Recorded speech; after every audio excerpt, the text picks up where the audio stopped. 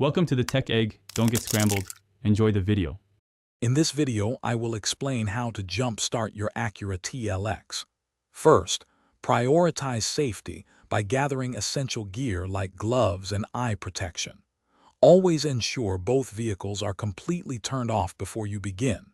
Park the donor vehicle close enough so your jumper cables can easily reach both batteries. This preparation is crucial for a safe and successful jump start. Now, let's connect the cables correctly.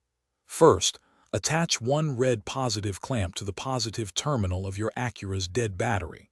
Then, connect the other red positive clamp to the positive terminal of the donor vehicle's battery. Next, connect one black negative clamp to the donor battery's negative terminal. Finally, attach the remaining black negative clamp to an unpainted metal surface on your Acura's engine block, away from the battery. With the cables properly connected, it's time to start the engines.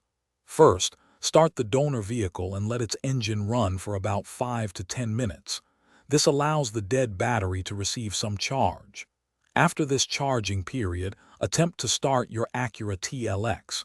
If it doesn't start immediately, wait a few more minutes, perhaps 2 or 3, and then try again. Patience is key here.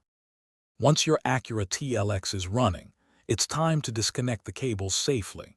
Always remove them in the exact reverse order of how you connected them. After disconnecting, drive your Acura for at least 20 minutes to allow the alternator to fully recharge the battery. If your battery repeatedly dies, it's a strong indicator that it needs to be professionally tested or potentially replaced. Stay safe on the road.